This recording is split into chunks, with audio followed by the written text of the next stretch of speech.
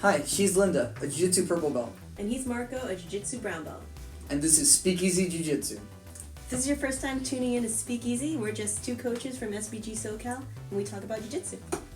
Today we're going to talk about what makes a good white belt, what you should expect being a white belt. Or if you're thinking about signing up for Jiu Jitsu, this is what a white belt is. What is a white belt?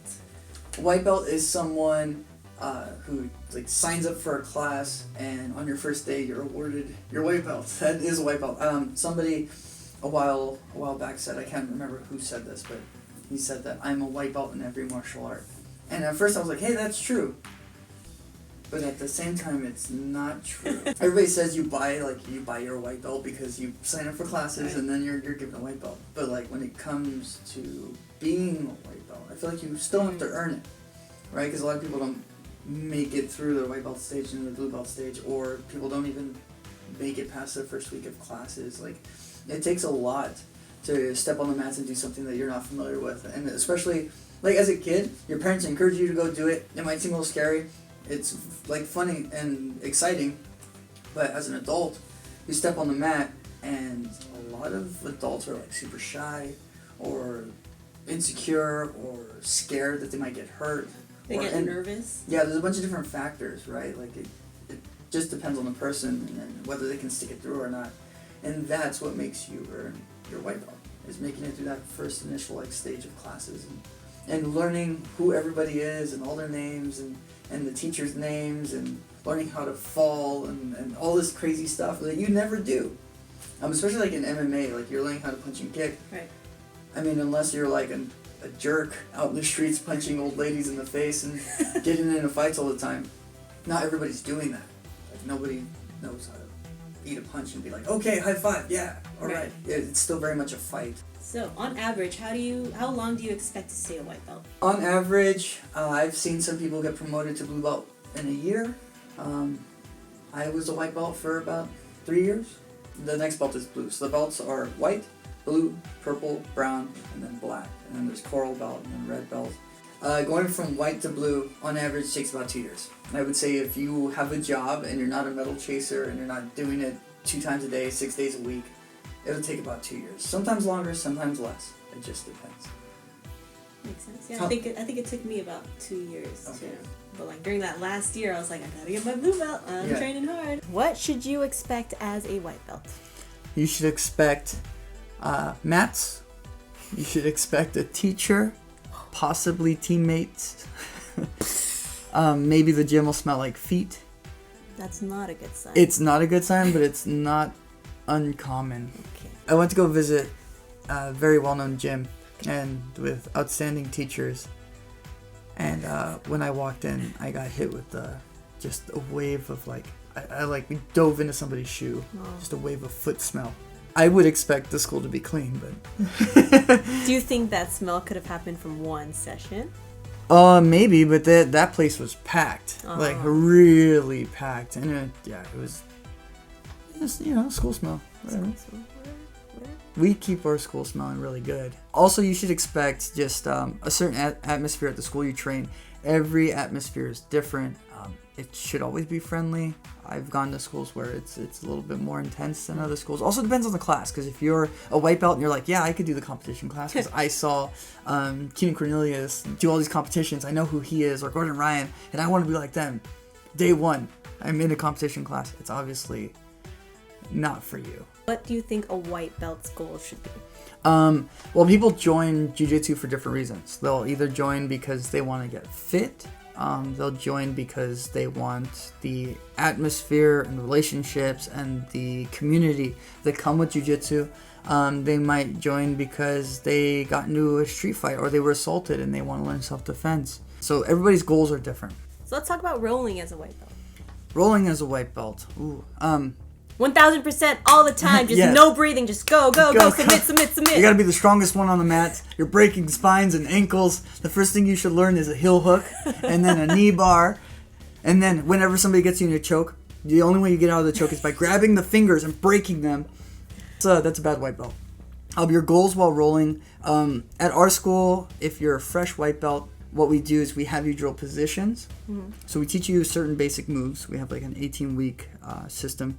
And then of all the basics that you should learn that get you ready for rolling. And so we do positional rolling once you learn like what closed guard is. We teach you how to get out of closed guard, how to maintain closed guard, break down posture. Once you do that, once you get about 1 or 2 stripes in, then you're invited to come do the advanced class. And then you can start doing more extensive rolling, always super controlled. And we pair people up with higher ranks until they're about 3 or 4 stripe white belts. And then from there, we trust you to be able to roll and keep people safe. I've seen even blue belts hurt other blue belts. It's gonna happen. I've been hurt by black belts. It's gonna happen. But what you don't want is, there's a difference between a black belt putting me in submission or a white belt going aggro on an arm bar. Yeah, it could still be an accident, but you were still doing an arm bar way too freaking hard, or you're doing a omoplata hard or a triangle hard, right? So there's still a sense of, me as a teacher, I need to keep everybody safe. So your goals as a white belt is to, number 1, learn the basics. Number 2, make sure you know all the rules and the etiquette of fighting, because there is also fighting etiquette. Make sure that you know how to tap early, tap often. Make sure that you never crank any submission. And also, number 3, learn the technique that the teacher's teaching. Like, learn it inside and out. Well, let's talk about the fears of a white belt. Maybe fears of being a white belt, fear of rolling. Okay. So the mats. Yeah, the mats, the fears on the mats. I think there's certain fears that are always going to be there, and there are certain fears that like you're going to have coming in that eventually go away.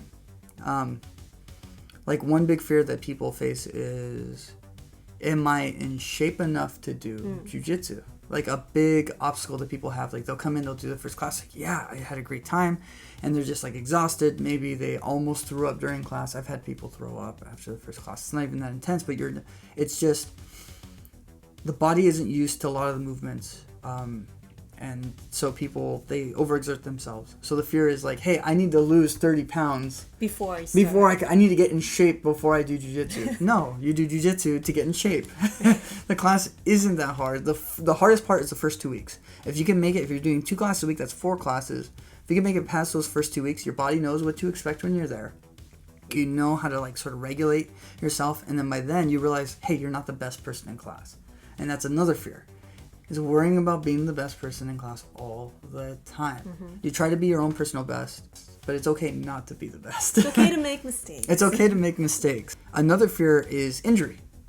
And this is why we don't let brand new white belts roll with first day white belts. Oh, they're brand new white belts. Because they can get injured, and I've seen this before where somebody gets hurt really bad, and then we don't hear from them for 2 weeks, and then they come back and they're really hesitant to do something, or they're really hesitant to do a certain movement, and they put like these walls and these barriers up.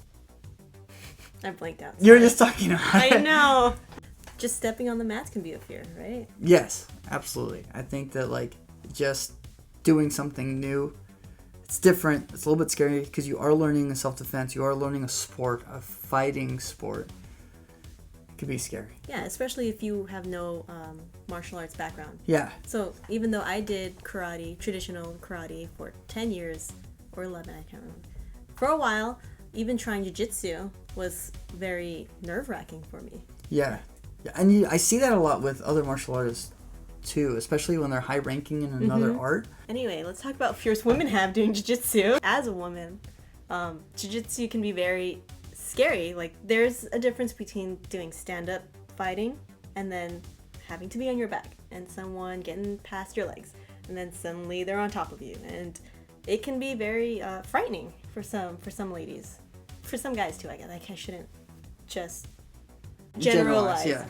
Yeah, but generally, speaking as a woman, I think that's very scary. Yeah. And actually, when my cousin, she had just turned like 17 or 18, she was going off to college, and I had to teach her some basic jiu-jitsu when someone's sitting on top. And it's like, I had watched this cousin grow up. Like, we grew up together. She was like maybe 5 or 6 years younger than me. So having to teach her that for her safety was kind of like shook me. Like, I had to teach her this so that she wouldn't be attacked in college. Like, yeah, it was kind of like mind-blowing that jiu-jitsu in that way, like having to teach jiu-jitsu for that reason. Like real world. Like real world. So it's not just the mount in that scenario, Yeah. you know? Now, do you think jiu-jitsu is extremely helpful in those situations? Oh, absolutely, yeah. Yeah, so if it came down to it and somebody was in your guard or in between your legs, Right. you would be able to protect yourself using Yes. jiu-jitsu. Yes, but see, there is a difference between someone attacking you who doesn't know jiu-jitsu and someone attacking you who might know a little jiu-jitsu. Yeah, yeah. So, I think it's helpful, But it is scary. but it's scary. Today we're drinking Aberfeldy 16.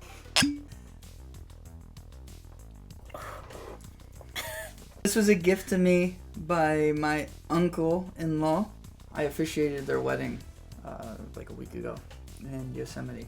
I'll do some B-roll. Now, it was a lot of fun. It was my first time doing a wedding. I had to get ordained. And I figured that I've done enough belt promotions to give me the confidence to do a wedding. But it was a great wedding. Good. Is it because you ordained it? Yeah. Is that why you're saying Possibly. And I was able to throw my aunt like you do at a belt promotion. that? Did you really? No. Yosemite. Legs just It was flying. cold.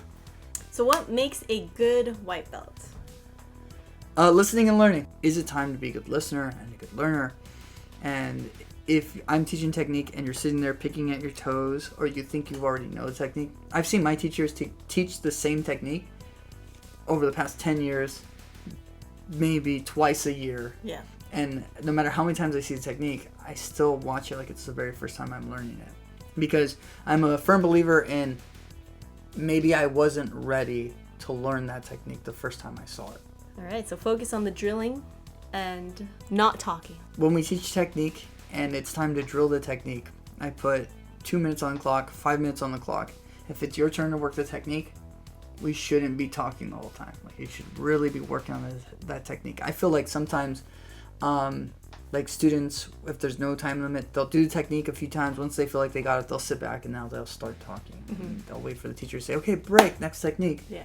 Don't do that. Work the entire time that you're supposed to. You can chat a little bit, but focus on the technique. Make sure you got it and just do the repetition. Mr. Incredible. I'm big chest and like toothpick legs. It's like legs. I'm a purple belt. Do you do it? I do pick my toes. Yeah, but you're watching. But I'm watching. That's the difference. I try not to pick my toes. Going 100% while rolling. We'll say 1,000%. 1,000. I broke. Because I want you to go 100% effort. But It's just too much effort. I don't want you to go 100% or 1,000% strength. Oh, okay. Yeah, so as a white belt, you should never go 1,000% with your partners. We know this. We've talked about this in classes. I'm pretty sure if you're at a school already, you know not to do that. And if you haven't gone to a school, if you go 1,000% in anything, you're probably going to get hurt. I know it's hard as a white belt because you don't know what your limit is yet. You're still trying to figure that out. You're being put in positions that you've never been put maybe in before, and you're just trying to figure it out. So I feel like going 1,000% for the first few rolls is kind of normal to gauge how much you should be doing. The best way to tell if you're going too hard or not hard enough is to roll with your instructor and tell them hey, I'm gonna roll with you how I roll with everybody. Is this too hard or is this not enough? And your instructor will be able to tell you yeah, that's good, or hey, maybe you should put some more effort into escaping, or maybe you should lighten up on your side control because I don't like my molars cracking as you should be wearing a mouth guard, but as you put side control on me. Also, refusing to tap as a white belt. That's a big one. Yeah, I know there's an ego thing. Yeah. This usually happens with first day white belts and 4-stripe white belts. So the first day white belt, they don't want to tap because, especially if they come in and they're like, yeah, I want to be a UFC fighter, or yeah, I want to learn how to fight, or I'm a street fighter. They don't want to tap because they feel like they're better than what's happening to them, right? And then they learn after a couple times, maybe they might have something put on too hard and they get hurt because they didn't tap. Personally, I think that's their fault because I will keep going in the armbar until you tap. And I'll go slow and I have good control. If you don't tap, then it's like, yeah, like, how can you tell? I can't tell where your limits are at, right? So they learn that very fast. And then 4-stripe white belts or even beginner blue belts will be stubborn about not tapping because they feel like they should be better, especially if it's like a 2-stripe white belt submitting a 4-stripe white belt or a brand new blue belt. And they're like, oh man, I'm not going to tap to this arm bar. I can get out. And then there's something like, oh crap, I can muscle it out. And they end up getting hurt. I'm guilty of this. I've had my elbow popped before. And like, it's not worth it. Thank you guys for watching. If you have any white belt stories that you'd like to share with us, we'd love to hear it. Leave your comments down below. If you enjoyed this video, go ahead and tap that like button. And if you want to follow us on our jiu-jitsu journey, go ahead and tap that subscribe button. You can also tap the notification bell to be updated on our future videos. Remember, tap early, tap often, and we're tapping out.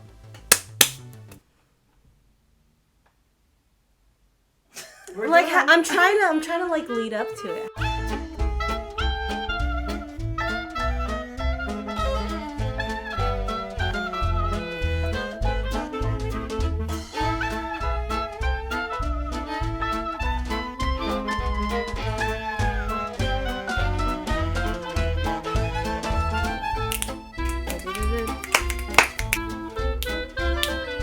Come on and slam. Welcome to the jam. Find anything on YouTube. Yes, you can. I learned how to remove a kidney the other day. With the zipper. Turn into shorts. You cringe now, but I was ahead of my time.